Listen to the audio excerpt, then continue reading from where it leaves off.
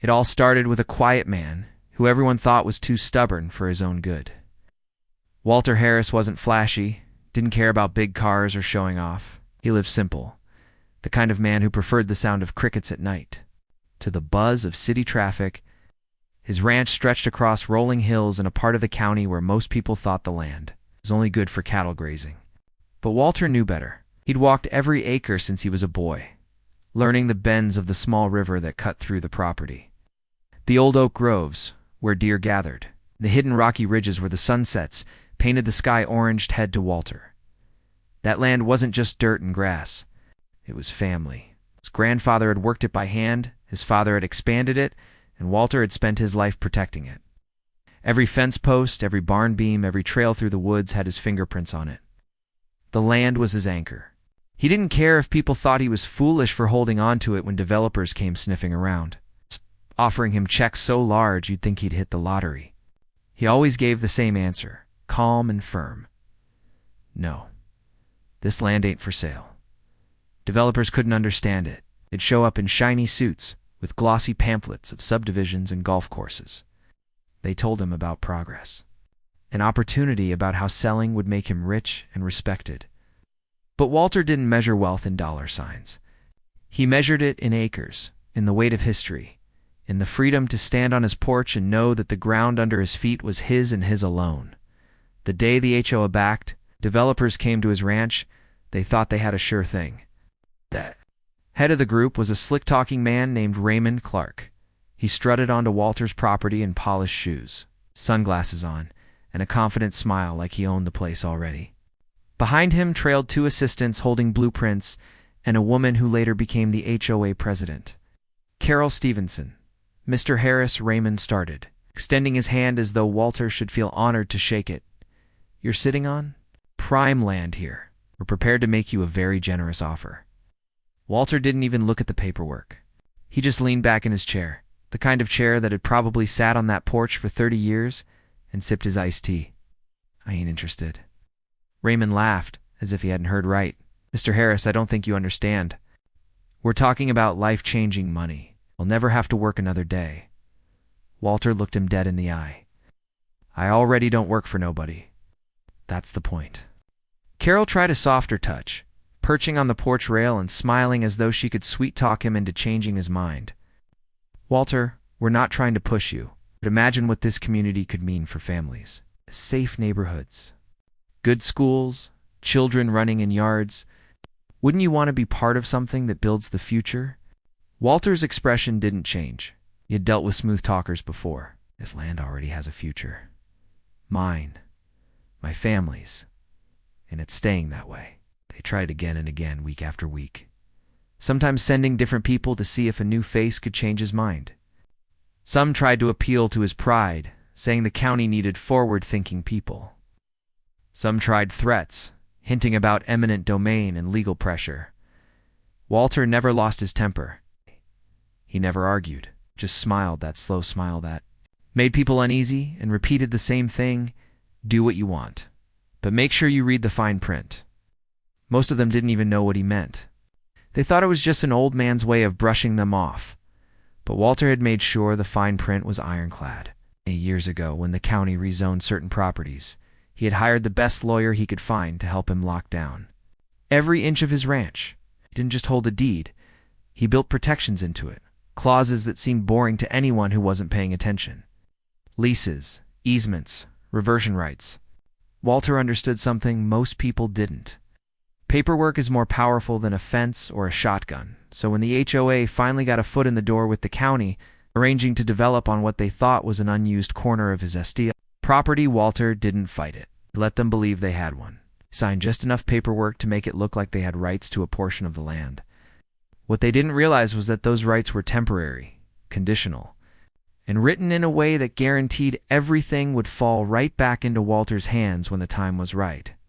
And then the machines came. It started small surveyors with measuring tapes, a bulldozer clearing brush. Walter would ride his horse along the fence line, watching them work from a distance. Well, they pretended not to notice him, but he could feel the contempt in their stares.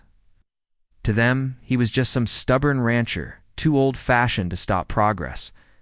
Within months, the hills echoed with the sound of hammers and saws. Streets were carved into the pastures. Asphalt poured where cattle once grazed. Dozens of homes rose from the dirt, identical in their bland perfection. The HOA called it the Oaks at Riverbend. They put up a polished entrance sign, complete with stone pillars and flower beds. As if they owned the very ground it stood on, Walter said nothing. Neighbors stopped by to ask why he didn't fight harder. Some thought he had finally given up. Others whispered that maybe he'd taken money under the table. Walter didn't bother correcting them. He just nodded and went back to his chores. Let them think what they wanted. As the subdivision filled with families, Walter would occasionally drive past in his old pickup truck.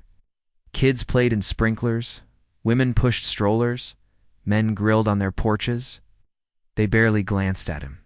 To them, he was part of the background, an old relic living on the edge of their new dream community. The HOA, led by Carol, laughed at him openly in their meetings. Poor old Walter, she'd say with a smirk. He's just mad the world moved on without him. They bragged about how they'd turned unused land into a thriving neighborhood. They boasted about property values rising, about how people wanted to live away from the old ranchers' fields. Walter didn't argue. He let them laugh. He let them build. He let them plant their trees, pave their sidewalks, install their mailboxes, because what they didn't know, what none of them had bothered to check, was that every brick they laid, every blade of grass they planted, was built on a foundation of lies. Not lies from Walter, but from their own arrogance. The land was never theirs. It had always been his. And the clock was ticking on the moment they would find out just how badly they had trapped themselves. It didn't happen all at once. For the first year, everything seemed like it was going perfectly for the HOA. Families settled into the neat rows of houses, and the Oaks at Riverbend became the talk of the county. Realtors boasted about the neighborhood's amenities. Clubhouse was built at the entrance, complete with a pool and tennis courts. They held cookouts in the summer, block parties at Halloween, Christmas parades with kids on decorated bikes. Carol, the HOA president, thrived in the spotlight. She wore her power like a crown, strutting around with a clipboard and sunglasses, telling people where they could plant shrubs, how tall their fences could be, and what color they could paint their front doors. She loved to remind residents that it was her team that rescued this land from going to waste. Walter would sometimes ride by on his horse, stopping at the edge of the subdivision. He'd tip his hat to the children who waved, but their parents usually pulled them back, whispering as though he was some sort of trespasser hovering near their perfect little bubble. Some of the newer residents didn't even realize that Walter's ranch wrapped around the entire subdivision like a giant horseshoe. They thought he was just some grumpy neighbor whose property line touched theirs. And then came the first letter. It arrived on a warm spring morning. It tucked into the HOA's mailbox. Like any other piece of mail, the envelope was plain, stamped with the name of a law firm none of them recognized. Carol, being the control freak she was, always checked the HOA mail first. She slit the envelope open with her manicured nail, scanning the letter quickly before tossing her head back in laughter. "Oh, this is rich," she said at the board meeting that evening. "Apparently, Walter thinks we're trespassing on his land. Can you believe it?" The board members chuckled nervously, not quite sure what to make of it. "He's probably just bitter," one of them said. "Ignore it," Carol smirked. "Exactly. Empty threats. The man's clinging to the past. He can't stand to see progress." But Walter wasn't sending empty threats. That first letter was just the opening salvo. Over the next few weeks, more letters came. They weren't dramatic, just precise and carefully worded. Each pointed out specific clauses in Walter's deed, pointing to land surveys, easements, and conditional leases. The language was dry, but the meaning was explosive. The HOA had built 120 homes, roads, and a clubhouse on land that wasn't legally theirs. Carol continued brushing it off. "It's nothing," she assured the residents, who began to whisper nervously at block parties. "We've got lawyers. Trust me, it'll be handled." But Walter's lawyer was sharper than any of them realized. A man named Leonard Price. He wasn't flashy or loud. He was one of those old-school attorneys who spoke softly but carried a mountain of paperwork behind him. Leonard had worked with Walter for years, ensuring every loophole was sealed, every clause airtight. One night, at a packed HOA meeting in the clubhouse, the first real crack appeared. A resident stood up, a middle-aged father named Mike Carroll. He said, his voice tight with worry. "I got a notice in the mail from some lawyer saying our house is sitting on a reversionary clause. He said if it goes to court, the property reverts back to Walter Harris. Is this true?" The room went dead silent. All eyes turned to Carol. She forced a smile. "Don't worry. That's just legal jargon. Nobody's losing their home." Her confidence wavered. People saw it. By summer, the lawsuits began. Walter didn't file against the residents directly, not at first. He filed against the HOA itself, challenging their legal right to occupy the land. He filed for an injunction to freeze all HOA operations until the case was resolved. The county courthouse buzzed with gossip, reporters showing up to hearings with notepads ready. Walter, dressed in a clean button-up shirt and his old cowboy hat, sat quietly at the plaintiff's table while Leonard handled the talking. Carol arrived with a team of lawyers in expensive suits, the HOA board trailing behind her like nervous schoolchildren. The judge, an older man who had known Walter's family for decades, peered over his glasses at the paperwork. "Mr. Price, what exactly are you saying here?" Leonard stood calm as ever. "Your Honor, what I'm saying is simple. The HOA built their subdivision on land they never owned. Mr. Harris allowed a temporary easement for survey work. But that easement expired before construction began. Furthermore, under Clause 19 of his deed, any unauthorized development reverts ownership back to Mr. Harris, free and clear, regardless of improvements made." The defense lawyer scoffed. "That's absurd. The county approved the permits, the development was legal, and Mr. Harris signed off." Leonard raised an eyebrow. "Signed off on an easement, not a transfer of ownership. I suggest you read the fine print." Walter almost smiled at that. The courtroom buzzed. Reporters scribbled furiously. Residents from the Oaks at Riverbend sat in the gallery, faces pale, realizing the nightmare that was unfolding. For months, the battle dragged on. The HOA spent hundreds of thousands hiring experts, filing motions, trying to prove Walter was wrong. But every time Leonard calmly presented another document, another survey, another piece of ironclad evidence that the land and everything on it still belonged to Walter, the residents began to turn on the HOA at meetings. Angry fathers demanded answers. Mothers cried, wondering if their mortgages were worthless. "We put our life savings into this house," one woman shouted. "You told us everything was safe." Carol tried to keep control, but the cracks in her confidence showed. Neighbors stopped waving to her. People whispered behind her back, blaming her arrogance for ignoring Walter's warnings. Walter, meanwhile, went about his life as usual. He tended his cattle, fixed his fences, and sat on his porch in the evenings, sipping iced tea. To outsiders, it looked like he wasn't even paying attention. But behind the scenes, Leonard kept him updated with every victory, every motion denied. To the HOA, every clause upheld.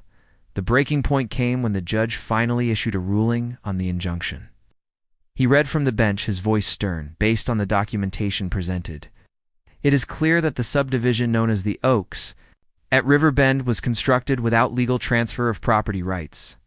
Effective immediately, all HOA operations are suspended. Ownership of the land in question remains with Mr. Walter Harris." The courtroom erupted. Residents gasped. HOA board members slumped in their seats. Carol's face went crimson as she shouted, "This is outrageous. Can't just strip people of their homes." But the judge simply banged his gavel. "Order. The legal ownership is clear. The next phase will determine the disposition of the improvements made on Mr. Harris's property." Court adjourned. When Walter walked out of that courthouse, people crowded around him, reporters shoving microphones in his face. Didn't give a speech, didn't gloat. He simply said, "I told em to read the fine print." Then he tipped his hat and climbed into his old pickup truck. The subdivision was in chaos. Realtors pulled their listings. Banks froze mortgages. Families panicked, unsure if the homes they lived in were even theirs anymore. The streets that once buzzed with cheerful neighborhood barbecues now hummed with fear and resentment. And Walter. He knew the trap had finally snapped shut. Everything the HOA had built, every home, every mailbox, every carefully manicured lawn, all of it, stood on his land. And the law said it was his once more. The morning after the judge's ruling, silence blanketed the oaks at Riverbend. 4. The first time since the subdivision had been built. There were no joggers on the sidewalks, no lawnmowers humming, no kids riding bikes. Instead, clusters of neighbors gathered on street corners, whispering in tight circles, their voices full of panic and blame. Word spread like wildfire. Their homes weren't really theirs. The mortgages they had bled for might be worthless, their savings swallowed whole by a legal technicality. Only it wasn't a technicality, it was Walter's trap. One he had set long before the first foundation was ever poured, inside her house. Carol sat at her kitchen table, staring at the mountain of emails flooding her laptop. Messages from residents filled her inbox, furious demands, threats, desperate pleas for reassurance, but she had no reassurance to give. The HOA bank account had been drained by endless legal fees, and her team of lawyers had quietly backed away after the judge's ruling. They weren't willing to keep fighting a losing battle. She remembered the way Walter had walked out of that courthouse. Steady, not even triumphant. That had unnerved her more than anything. He wasn't celebrating because he knew he didn't have to. The law was on his side and everyone else was already drowning by the following week. Notices began arriving in residents' mailboxes. Each bore Walter's name, written neatly at the top, followed by a calm but devastating statement, effective immediately. All properties within the Oaks at Riverbend subdivision remain on land legally owned by Walter Harris, and he continued. Occupation will be treated as tenancy at will. Monthly rental terms will follow. The neighborhood exploded in outrage. At a hastily arranged meeting in the clubhouse, the same clubhouse they had proudly inaugurated just a year before, residents packed the room, their voices echoing with anger and fear. He can't do this. One man shouted, "We bought these homes. You paid fair and square." Another woman cried, "This is extortion." Someone else yelled. Carol tried to take the podium, but her voice was drowned out by the chaos. When she finally managed to speak, her words only made things worse. Listen, we underestimated the legal situation, but we can still negotiate. Father barked. You lied to us. You said he couldn't touch us. You said this land was ours. The meeting ended in shouting, with several residents storming out, slamming the doors so hard the walls shook. Carol sat frozen at the podium, her reputation in ashes. She had once been queen of this little kingdom, and now she was nothing but a symbol of betrayal. Meanwhile, Walter was patient. He didn't rush to evict anyone, didn't send sheriffs with papers to drag families out. He let the panic do the work. Banks pulled their financing, declaring the mortgages invalid. Title: companies refused to touch the homes. Realtors quietly stopped answering calls about listings. The subdivision, which had once boasted luxury living at affordable prices, was now a dead zone, houses filled with uncertainty, residents trapped in limbo. But Walter wasn't cruel. When people came to him directly, families with small children, elderly couples, he listened. He sat with them on his porch or met them at his fence line, listening as they begged for mercy. Mr. Harris, one mother said tearfully, holding her little boy by the hand, we didn't know. We thought everything was legal. Please, we've put everything into this home. Walter studied her for a long time before finally nodding. Ma'am, I know you didn't know. My fight was never with the families. It was with the people who built this mess on lies, and that was the truth. Walter didn't blame the families. He blamed Carol and the HOA board, the developers. It's a smug arrogance that thought they could outmaneuver him on his own land. That's why when rental contracts went out, they were surprisingly fair. He offered residents the chance to stay under his terms. Monthly rent, modest but firm, with the understanding that they were tenants, not owners. Some accepted, relieved, just to have stability. Others, furious at the idea of renting their own home, packed up and left, abandoning houses they had once fought tooth and nail to buy. Within months, a strange transformation took place. Streets once manicured under HOA regulations became more relaxed. Without Carol's endless rules dictating the height of fences or the color of doors, families painted their homes however they liked. Kids left bikes in driveways without fear of fines. Some yards grew wild with gardens. Others sported handmade swings and hammocks. It was no longer a controlled neighborhood, it was a community, but on Walter's land, and under Walter's quiet authority. As for Carol, her fall was brutal. The lawsuits from residents came crashing down on her and the HOA board. Accusations of negligence, fraud, and willful ignorance piled up. She was forced to sell her own home to cover legal costs, only to realize it wasn't really hers to sell. In the end, she left Riverbend in disgrace, her dreams of power shattered. Walter didn't gloat when he heard the news. He simply shook his head, saddled his horse, and rode past the neighborhood, where some families waved to him now, not with suspicion, but with gratitude. The final stroke of irony came the following year. Developers approached Walter again. This time, humbler, offering millions to buy the land outright. They promised to clear up the mess, rebuild the subdivision under proper contracts, and bring the community back to life. Walter listened carefully, then leaned back in his chair. "Gentlemen," he said slowly, "I've watched what happens when people think land is just dirt to be carved up and sold. My family's been here for generations. I'm not selling, not for any price, but I'll tell you what I will do. I'll let the people who live here stay. On my terms, because that's how land works. You respect it, or you lose it." The developers left empty-handed. Walter stayed, as steady as the oak trees that lined his ranch. The Oaks at Riverbend was no longer the dream development the HOA had envisioned, but it was something else, something more real. A place where people finally understood that the ground beneath their feet didn't belong to paperwork or false promises. It belonged to the man who had waited patiently, setting his trap, knowing the day would come when arrogance would undo itself. And when neighbors spoke of Walter now, they didn't call him bitter or stubborn or backward. They called him what? He truly was the man who reminded them that some roots run deeper than money, deeper than contracts, deeper even than homes. The land was his. It always would be. And so the HOA that thought it had outsmarted him was gone, its houses standing as monuments to their own downfall. Walter, quiet and steady, had won without ever raising his voice because he knew the power of patience, the strength of law, and the value of holding firm when everyone else tried to push you aside. In the end, the trap wasn't just legal. It was moral. When it finally snapped shut, Walter didn't need to celebrate. The land itself did it for him.